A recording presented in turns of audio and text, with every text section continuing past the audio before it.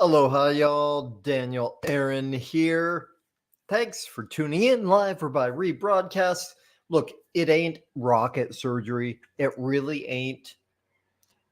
I heard about it a long time ago. Self-judgment, beating up on the self, unresourceful thoughts, negative beliefs, whatever we call it.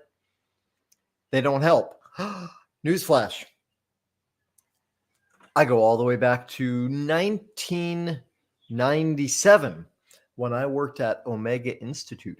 I sat on stage with Byron Katie. I was so excited. I had a, what do they call it? Shakti crush, right? I was so enamored by her. She was a rock star, right? I'd done the work a lot before that. I sat on stage with her and I talked about me being a fat boy. Of course, from the outside, I was not a fat boy at that point.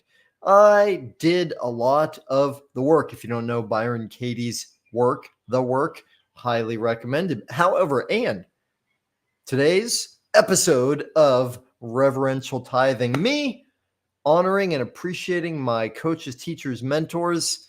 It's a series, although today's a standalone as they all are. Today, though, I've been talking about the 90s and a lot of my teachers and mentors from those days. Now I go up to current, a teacher coach I met just last year, Steve Hardison. And so many reasons I am incredibly grateful to Steve, to you, Steve, is, well, I'll boil it down to this one, though.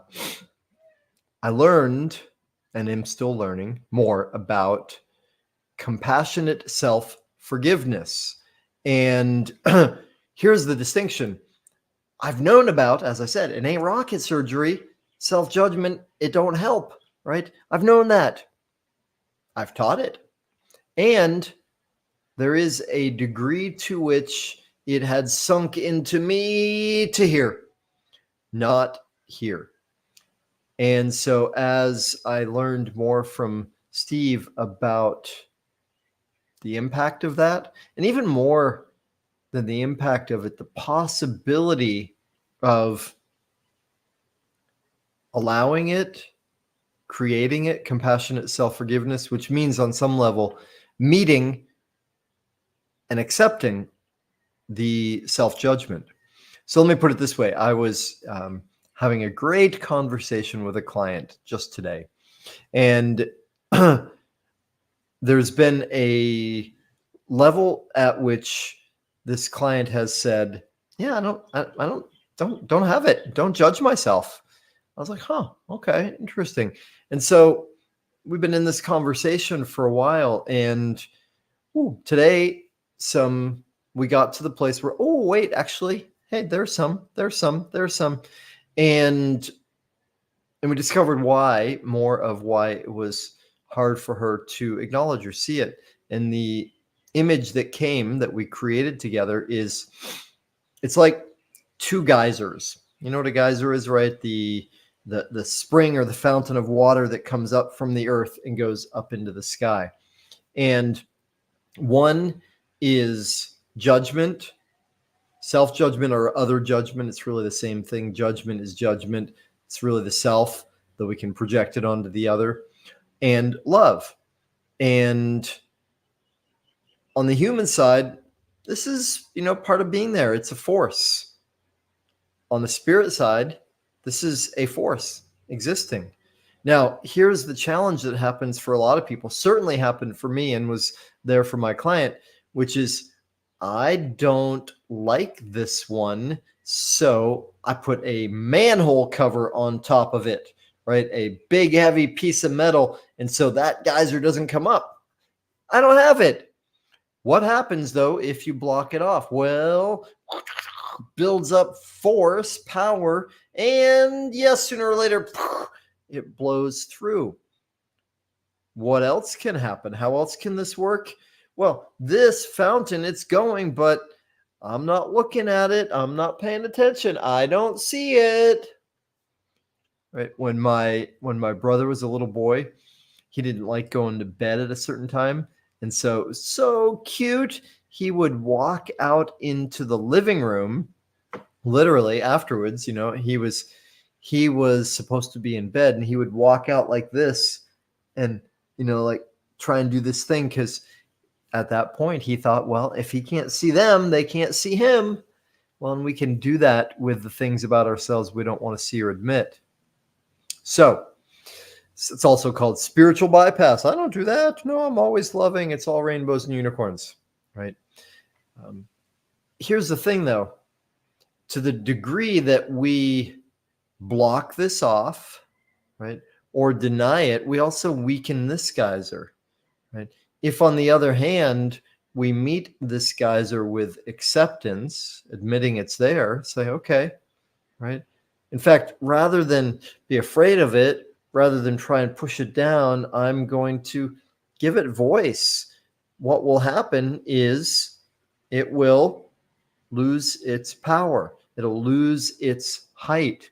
And if I keep meeting it with love, it will lose its power, and the love will increase. What does that look like on a practical level? I'll tell you, for me, one of the ways it shows up is going all the way back to my own roots as a writer, stream of consciousness writing, right?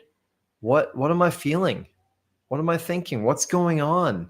And when I notice a negative thought, a judgment, say, ooh, I think that. Okay. What else do I think about that? And writing it out, right? Letting that voice have its reign, right? Not trying to control it or block it or stop it or ignore it, right? Which, of course, in and of itself is not sufficient. And in and of itself, it's not fun. However, it's a beautiful process.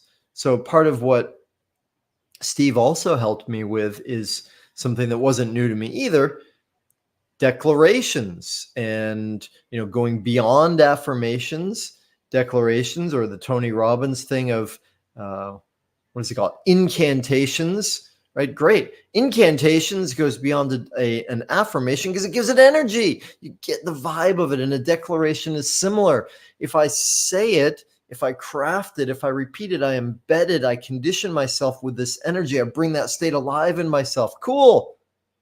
And sometimes when I write out my declaration, then right away the thought comes contrary to the declaration, that the geyser starts flowing.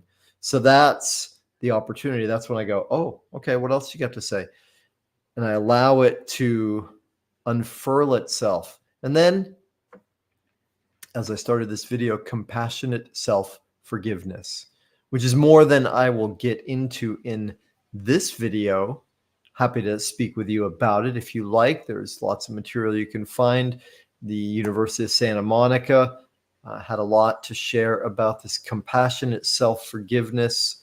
In simple terms, it's a way of forgiving ourselves for all the ways we beat ourselves up or have beat ourselves, the self-recrimination, judgment, right?